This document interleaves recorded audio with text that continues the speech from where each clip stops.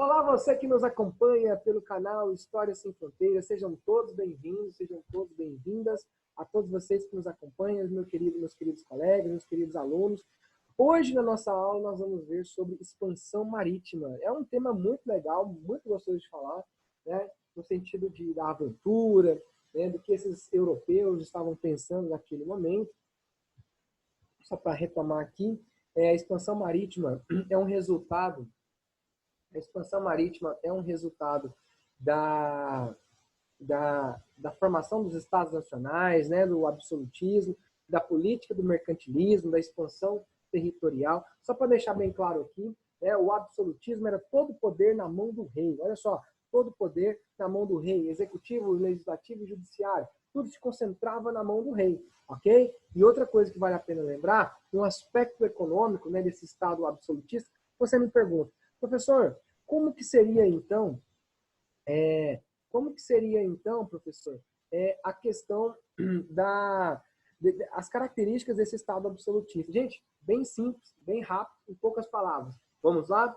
Para ter um estado moderno, você precisa de um território, de um povo, uma economia, você precisa de um regime político, um regime jurídico, moeda única, língua única, hino, bandeira, exército, fronteiras. Você precisa de tudo isso. Uma equipe administrativa que apoia o rei. E sobre a figura do rei, agregou-se os elementos religiosos, espirituais, de que ele era o grande senhor, né, de todo aquele país europeu com a qual ele pertencia. Ele era o soberano escolhido pela graça de Deus.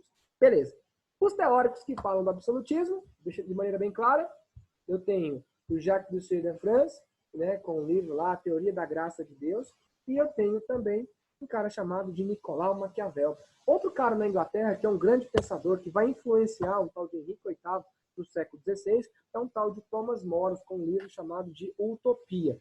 Lembrando que utopia é apenas um país, né, ideal, né, o plano ideal, imaginário, em que todos seriam iguais, né, controlados pela elite, lá do Thomas More. Mas enfim, vamos voltar aqui para a nossa aula de hoje.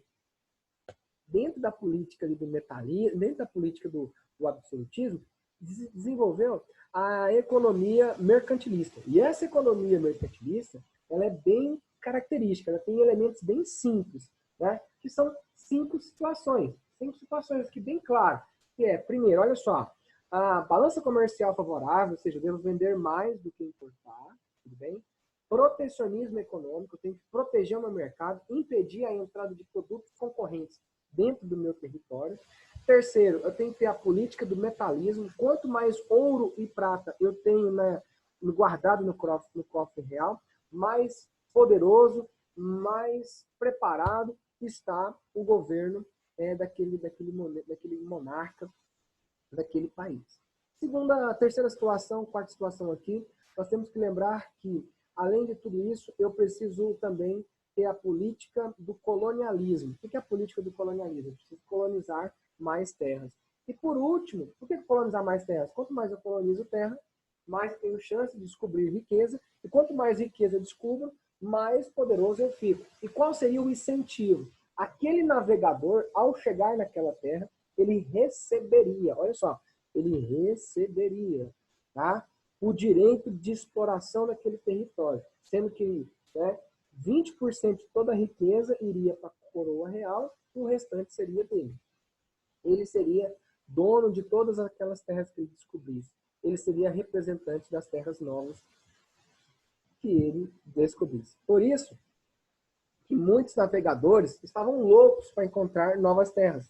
Mas é óbvio, não bastava descobrir novas terras, ele precisava navegar em nome da coroa de algum país. No caso da Espanha, no caso de Portugal, no caso da Inglaterra, no caso da França e no caso da Holanda. Tudo bem? Eu tenho que navegar à procura de algum território.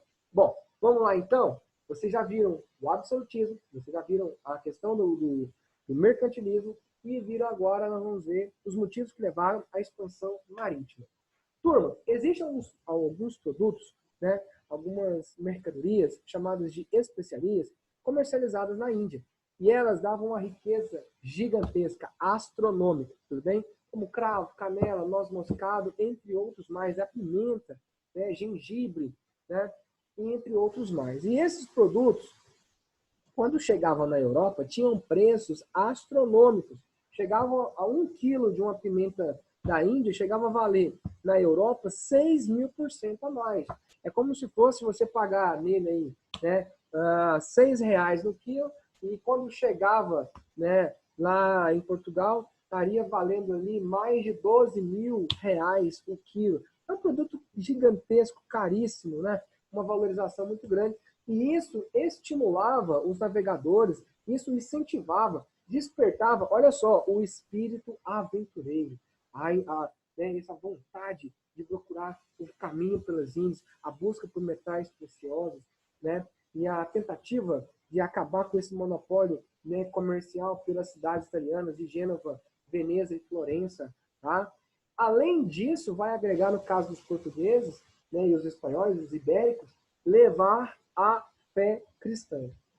Então, os portugueses e os espanhóis tinham esse espírito, mais os portugueses tinham esse espírito aventureiro de enfrentar o mar, de enfrentar o grande mar.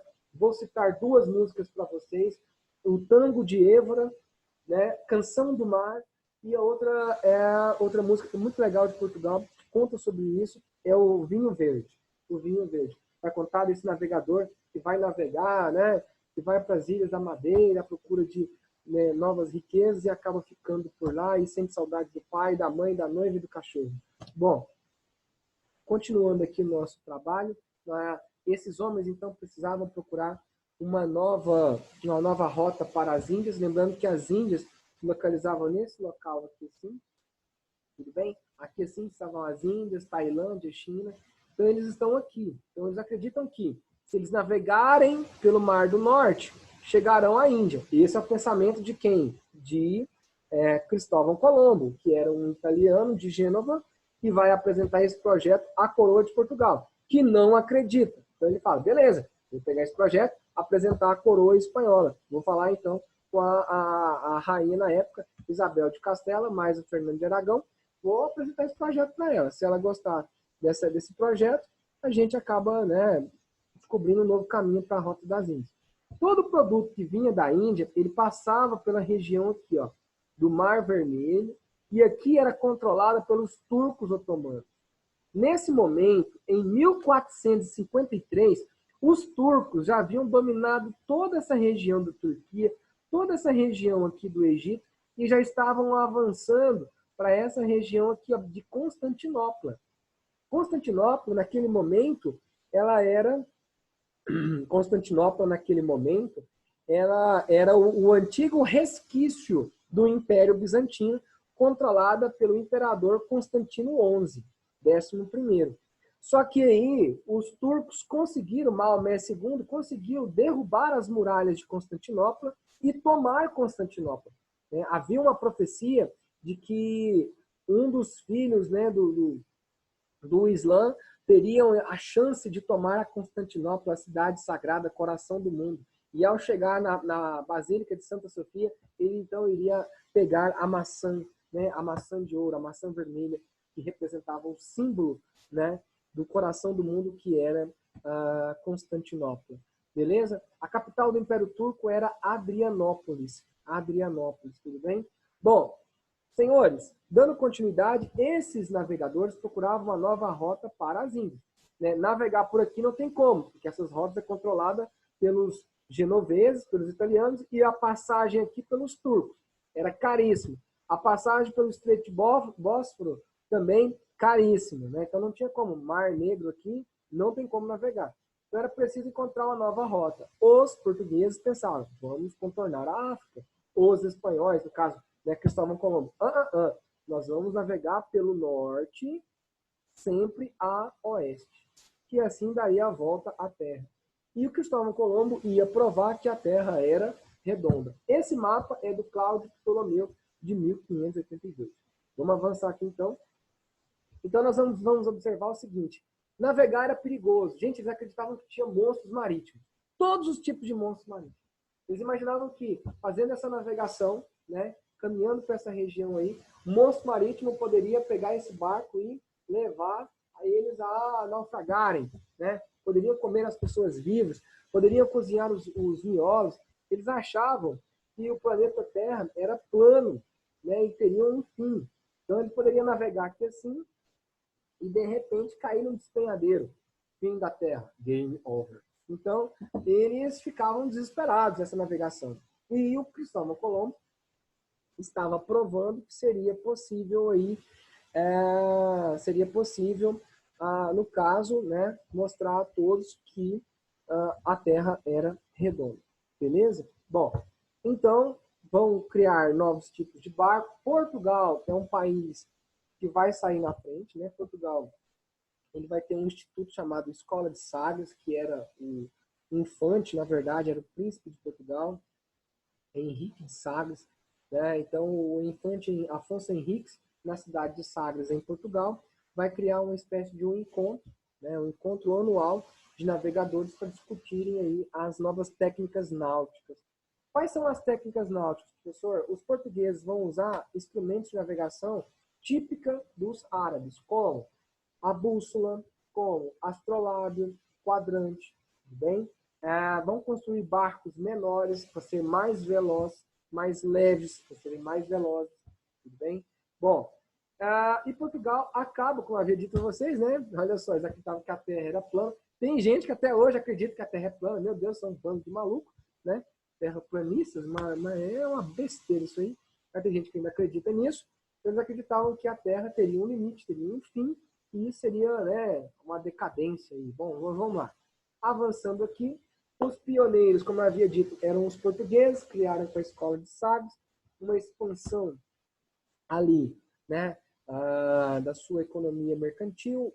Portugal foi o primeiro país que surgiu durante a formação dos Estados modernos, em 1139, né, o Condado de Portugal vira o Reino de Portugal, e eles vão criar novos elementos. Aqui você está vendo uma bússola, aqui o chamado astrolábio, tá? E o quadrante é um material diferente, né? Ele tem um pino, um pêndulo, bem legal de você ver. E aqui está uma caravela, típica portuguesa daquela época, mais leve.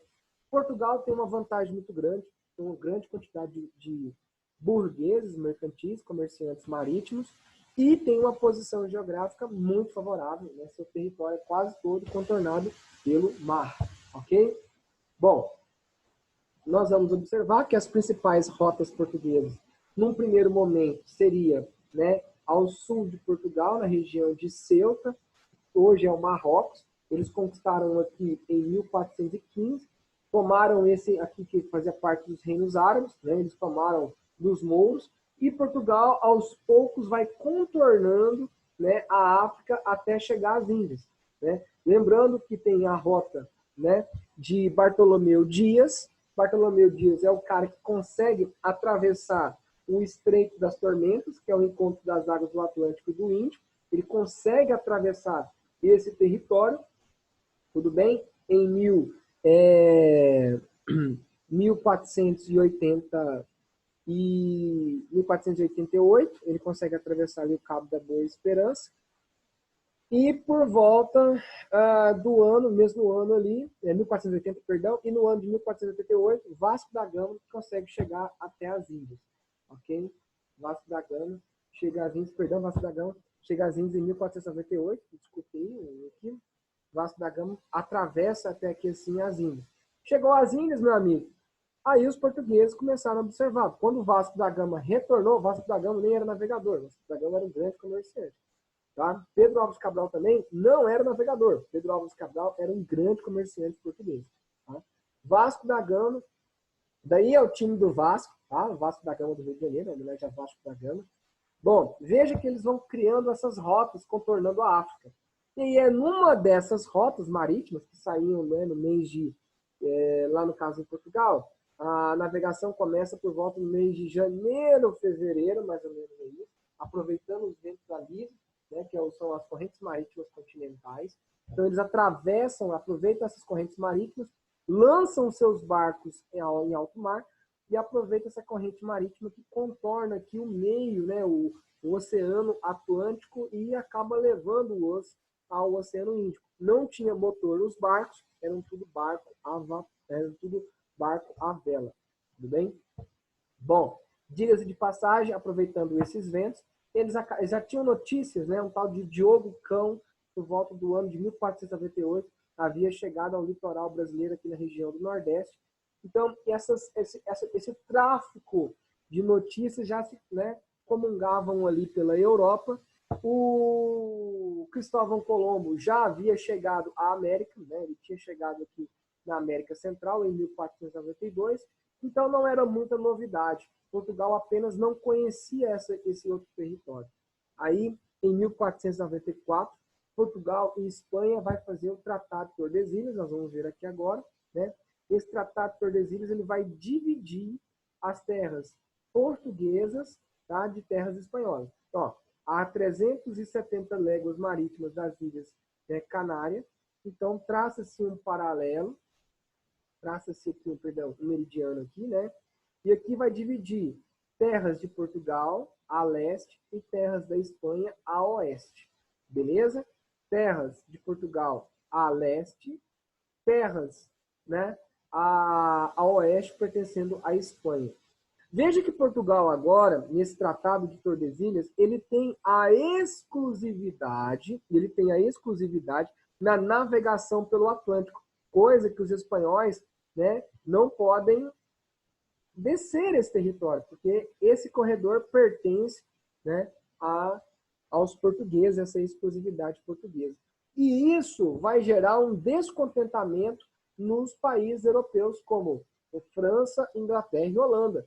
A França, por exemplo, o rei da França vai falar: aonde está escrito no testamento de Adão que apenas o novo mundo, o paraíso, deve ficar na mão de Portugal e Espanha? E aí os franceses vão começar a investir na navegação. Eles, é óbvio, eles vão tardiamente dedicar à navegação por conta da Guerra dos 100 Anos, por conta da peste negra, por conta da Grande Fome. Precisava se organizar o Estado francês. A coroa francesa só vai ter seu absolutismo concretizado, unificação territorial, após o governo de Carlos VII, né, Charles VII. Então, isso vai demorar só por volta de 1450, que a França consegue, né, ter essa efetivação, essa consolidação, legitimação do Estado francês. A Inglaterra vai demorar mais ainda. A Inglaterra só vai conseguir, de fato, poder dedicar a navegação já no século XVI, é uma navegação muito mais tardia. Bom, continuando aqui, meus caríssimos, olha as rotas portuguesas, tudo bem, aqui de vermelho. Depois nós vamos observar em laranja a rota de Vasco da Gama, ele vai até a cidade de Goa, Calicut, tudo bem, Coxim, Calcutá, que é a antiga Calicut. Nós vamos ver a de Pedro Álvares de Cabral, que também vem até o Brasil para reconhecer o território, passa pelo Cabo da Boa Esperança na África do Sul, vem até Moçambique, funda Moçambique, vem até aqui em Melinde aqui assim, na região do Chifre da África, bem, passa por Madagascar e vem até a Índia. Depois nós vamos ter um outro navegador, que é o Fernão de Magalhães. Esse é o cara, porque ele vai navegar, ele vai contornar, ele passa aqui no estreito, né, entre a Antártica e a América do Sul, chamada de Estreito de Magalhães, em homenagem a ele. Ele é um navegador português que navega pela Espanha, tudo bem? O Fernão de Magalhães. E vai chegar até a região das ilhas, aqui na região ali, bem ao sul do Japão, próximo ali à Tailândia, que é as ilhas das Filipinas. Esse conjunto, esse arquipélago, ele batiza em homenagem ao rei da Espanha, que era o Filipe II, né? Então ele é uma homenagem ao rei Filipe da Espanha, então é batizado de Ilhas das Filipinas, né? Ele passa aqui pela região da Malaca, que era uma região portuguesa, um território conquistado por Portugal, região do Macau, do Catão, e o Pequim também, um local descoberto pelos portugueses, e os portugueses chegaram até em Tóquio, tudo bem? No Jipango, né? Chamado de Cipango, que é o Japão. Tudo bem? Só para deixar bem claro, a palavra obrigado é uma palavra em que os japoneses criaram, não é a palavra agradecimento em japonês é um outro tipo de palavra. Então a palavra arigato é uma derivação do obrigado do português. Então os japoneses que faziam comércio com os portugueses aqui, né, tentavam imitar os portugueses, né, indo embora, falavam obrigado, e o japonês também tentava falar obrigado, mas não conhecia, falava arigato, arigato. E aí vai surgir o arigato, que é um agradecimento. Beleza, turma? Então, olha só. Esse território aqui, ó, tá vendo essa navegação aqui por esse Cristóvão Colombo? Ele só vai até a região da América Central e volta. Ele achou que tinha chegado aonde? Nas Índias, mas de fato não chegou nas Índias, ele chegou na América Central. Era uma nova Índia, um novo mundo. Tudo bem? Avançando aqui, nós vamos observar a chegada de Colombo em 1492. Américo Vespúcio, ele vai continuar a navegação até o continente, daí é batizado o continente de América, né? Nunes de Balboa vai chegar aqui na América Central e no norte da América do Sul, tá? Não é à toa que Balboa é um cara muito importante no Panamá, é um descobridor do Panamá, o Balboa. Entre 1519 e 1522 vai ser essa grande navegação do Fernão de Magalhães, que navega pela coroa espanhola, porém ele é português. Okay? Bom, avançando aqui assim, nós vamos vendo aqui no gráfico, né, as terras que eles vão descobrindo. Veja que o mapa vai ganhando outras configurações que vai se aproximando, né? Esse é um mapa atual, tá? Mas que é só as rotas marítimas do século XV e século XVI. Para continuar o nosso trabalho, como eu havia dito, era preciso dividir o Novo Mundo entre as coroas de Portugal, entre as coroas da Espanha, e é nesse momento que vai surgir a chamada, antes teve um chamado Tratado de Toledo, que dividia a terra ao meio, né? A parte norte pertencia à Espanha, a parte sul pertencia a Portugal. Isso foi em 1480, não deu certo. O Papa Alexandre, então, resolve chamar, era primo o rei da Espanha, resolveu reunir portugueses e espanhóis para descobrir um novo tratado, um novo caminho, partindo das ilhas portuguesas de Cabo Verde, 100 léguas marítimas. Isso não agradou muitos portugueses, porque davam margem para os espanhóis. Então, né, um ano após, na cidade de Tordesilhas, na Espanha, resolveram, então, né, dividir o novo mundo, né, as novas rotas comerciais entre Portugal e Espanha no Tratado de Tordesilhas, partindo ali da ilha de Cabo Verde, das ilhas aqui assim, das ilhas, né, africanas, 370 léguas marítimas. Aí sim, como eu havia dito para vocês, houve um avanço muito grande, e o Brasil tinha um território que agora, né, essas terras a leste pertenceriam a Portugal, e as terras a oeste ao Tratado de Tordesilhas pertenceriam à Espanha. Portugal agora, com o Tratado de Tordesilhas, como eu havia dito, teria a exclusividade nesse corredor, né, pelo Atlântico Índico. Beleza? Bom, avançando aqui assim, outros países vão também participar da navegação, que é uma navegação um pouco mais tardia. No caso da França, ela vai colonizar algumas ilhas, né, da América Central, vai tentar invadir o Brasil várias vezes, né, várias vezes vão tentar invadir o Brasil, mas não vão conseguir. Tentaram invadir pelo Rio de Janeiro, não conseguiram. Tentaram invadir, isso foi no século XVI. No século XVII, 1614, 1613, 1615, tentaram invadir o Maranhão, mas não conseguiram. Aí eles foram lá para a região mais ao norte, depois do Amapá, fundaram uma colônia francesa ali, que até hoje é uma colônia chamada de Guiana Francesa. Ocuparam o território, né, pelo Rio aqui na região, né, mais ao norte, eles ocuparam pelo Rio São Lourenço, vieram até a região, né, que nós chamamos de Nova França, né, é um território, depois vai ter a Louisiana, homenagem ao rei Luís, Louisiana, colônia francesa, uma parte do Canadá também. A Inglaterra vai ocupar esse litoral da América do Norte, bem no final do século XVI, por volta de 1580, 84, né? Eles vão ocupar, 85, eles vão ocupar ali aquele território pelo navegador John Cabot, que é um italiano, Giovanni Cabot, que vai ocupar essa região, vai fundar as 13 colônias, né, americanas. Uma delas é homenagem à rainha da Inglaterra, Elizabeth, né, Tudor, que não havia se casado, chamando essa colônia de Colônia da Virgínia.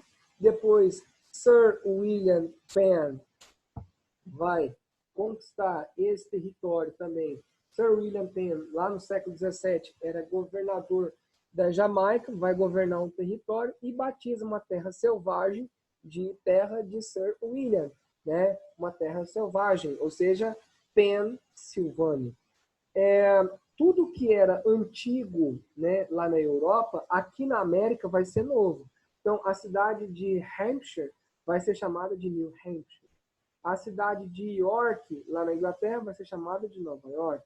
A cidade de Jersey vai ser chamada aqui de Nova Jersey.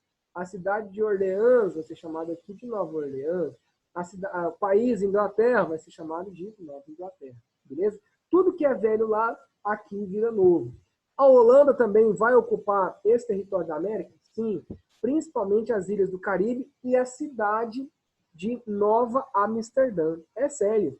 A cidade de Nova Amsterdã é a cidade de Nova York. Ela foi controlada pelos holandeses durante muito tempo, mas foi tomada pelos britânicos, né? E aí passou a ser chamada de Nova York. Principal centro de tráfico de escravos vindo da África para a América. Bom, aqui termina o nosso slide, aqui termina a nossa aula. Eu gostaria de lembrar o seguinte, na próxima aula nós vamos falar as relações, né, da ocupação, o choque cultural entre esses europeus com os nativos, né? Nós vamos comentar isso aí também, esse choque cultural aí. E eu gostaria de chamar a atenção de vocês que na próxima aula nós vamos ver os povos nativos, incas, astecas, maias, tá? Povos aqui do Brasil também, tudo isso na próxima aula. Gente, um forte abraço a todos vocês, um prazerão trabalhar com vocês e até a próxima. Tchau, tchau, galera. Tchau, tchau. Um abraço.